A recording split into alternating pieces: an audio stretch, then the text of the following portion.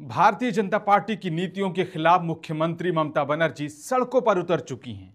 ममता बनर्जी ने कहा कि मोदी के नए भारत में बंगाली बोलना अपराध जैसा माना जाता है। भाजपा शासित राज्यों में बंगालियों का शिकार किया जा रहा है, उन्हें परेशान किया जा रहा है, अवैध रूप से हिरासत में लिया जा रहा है।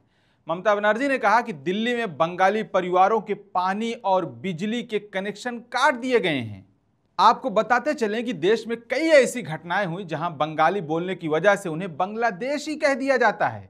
महाराष्ट्र में तो बाकायदा बंगाली भाषी मुस्लिम को बांग्लादेश भेज दिया गया था, हालांकि उनके पास पूरे कागजात मौजूद थे।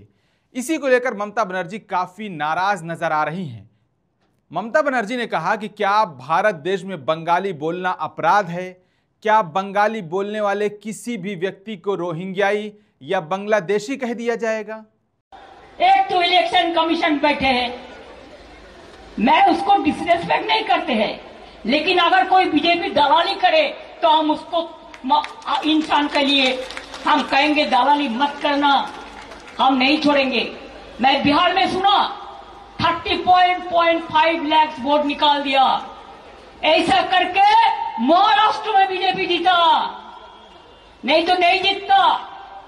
दिल्ली में भी ऐसा करके जीता, बिहार में भी ऐसा प्लान कर रहा है, वो भी हमारा भाई बहन है। बंगाल में भी प्लान करना है।